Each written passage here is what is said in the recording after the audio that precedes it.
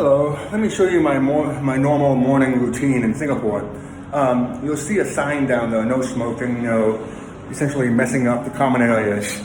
And despite Singapore's, squeaky clean image, people always find a way to avoid the rules.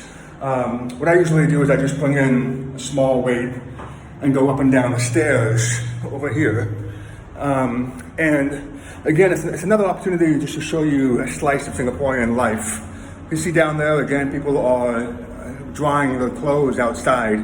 It's not common to have dryers here in these HDB complexes. And so people typically wash and then hang outside to dry. It's only about 9 a.m. or so. You can see I'm already sweating. Part of that is because of the heat, which of course is considerable here in Singapore. One of the cool things about these H2B flats, or what you would call just common living areas, are all the different designs. So this is obviously a Chinese design, and right next to it is an Arabic design, possibly Malay, and so on and so forth. So Singapore has done a lot in terms of trying to have open space. It doesn't have a lot of space in this country. So it has had a history of being ahead of its time environmentally, just because it's had to be ahead of its time given its limited resources. And so you'll see, just walking around, you'll see a lot of rooftop gardens. You'll see a lot of trees planted all over the place. And so overall, as I'm just walking around doing shoulder shrugs, again, because of a limited land, usually you've got these communal living spaces. And interestingly enough, for such a tight cluster of housing, you don't necessarily see as many people as you might expect outside. Why? Again, it's hot. You've got this is where you throw away your trash. You just kind of pop it open and throw your trash kit bag, usually a plastic trash bag, down there. So you've got a lot of bikes in the hallways there. This is now, to be clear, this is one of the older complexes. If you wanted to make a joke, you would say that you were in the ghetto in Singapore, which is a joke, of course, because of the fact that it's clearly clean, relatively so, within ASEAN. And it's got, again, it's not 100% clean. I know that just because when I walk these stairs, it's very clear that people are spending a lot of time here. Let me switch hands very quickly here. There we go. Sorry about that. I think, at one point I saw some paint, just buckets of paint in the staircase. Not sure what that's all about. It's been there for quite a few months.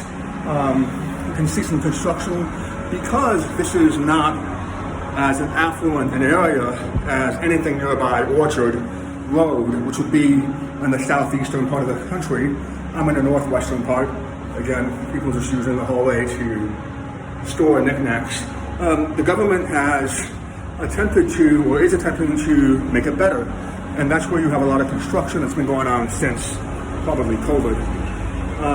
Something neat over here, I think you've got, if you live in these complexes, you'll notice that rainbow-colored plastic flower. It tells you if it's windy. So if you're coming out, you want to dry your clothes, or figure out what you want to wear. That's a nice little tool.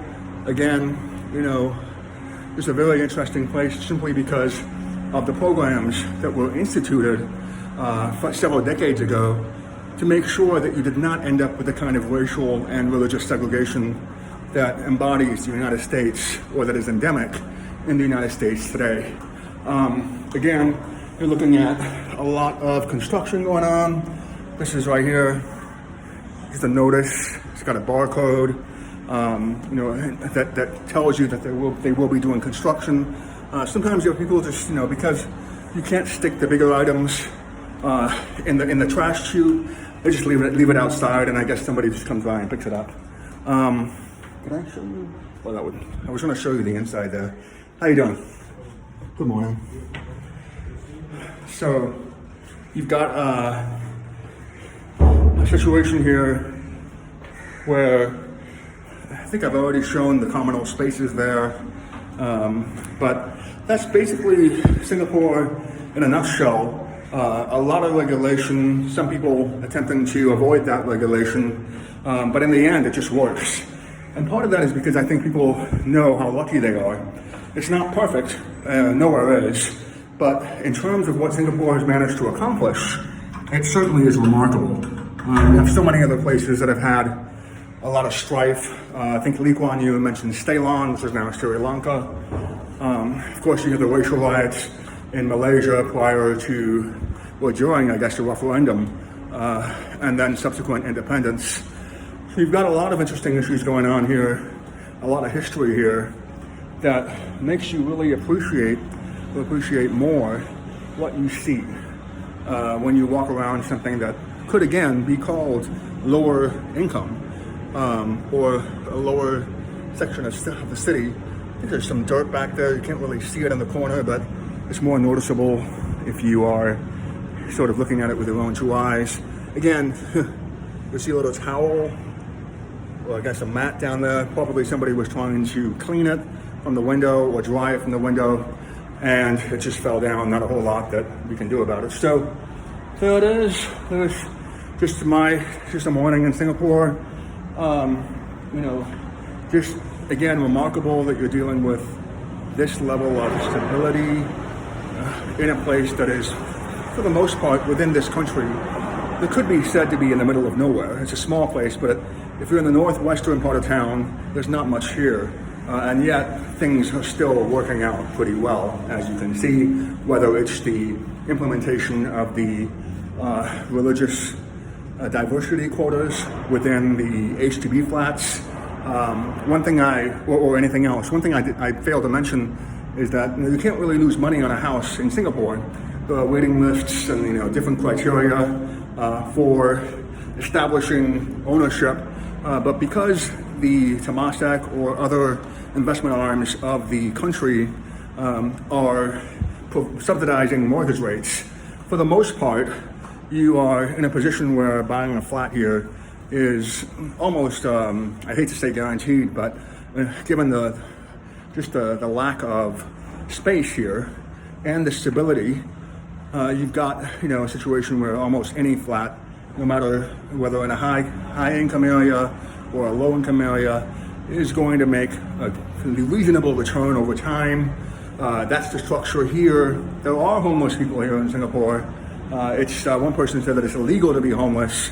Here, there's a law that was passed that does restrict homelessness. But again, you're dealing with a situation where, you've got so many things that work.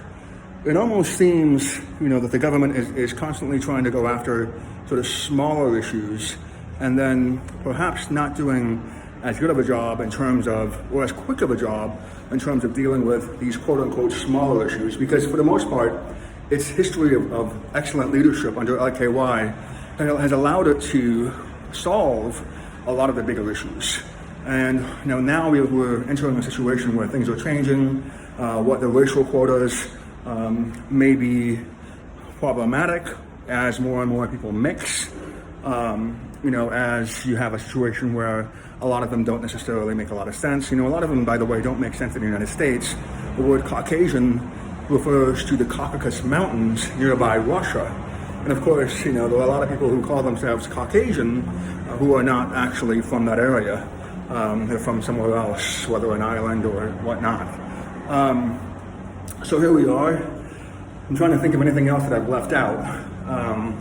I don't think so. I think it's just really interesting to come to a place where you do have people who are, living side by side, but it's also a situation where, just because somebody is living next to you who is quote unquote different from you, it doesn't mean that you're going to have an opportunity to, necessarily meet that person and speak with that person. So LKY initially, because they were so close to Malaysia or Malaya, and in fact, predicted that they would be one country at one point in time, initially made the official language Malaysian or Malay, and consequently that's one of the reasons why the national anthem Majulah Singapore or Singapura is in Malay. But over time, you realize that it's better to have it in English, and as a result, English has become one way to unite people within the country, despite their different backgrounds. So sometimes you'll see people burning trash outside. They call it, based on various ghost rituals, the hungry ghost, and so on and so forth. But that's just my usual morning here. I think I'm getting to the point where I've got to put this weight down, and hopefully Singapore will continue to be just a nice place to be. If you are poor and you're living here in this lower income area, you're probably better off than almost any other quote-unquote low-income person anywhere else in the world. And that's something to be, that's a testament to what happens when you have a stable political system, good leadership, and again, these targeted regulations that try to avoid the problems that neighbors have had in the past.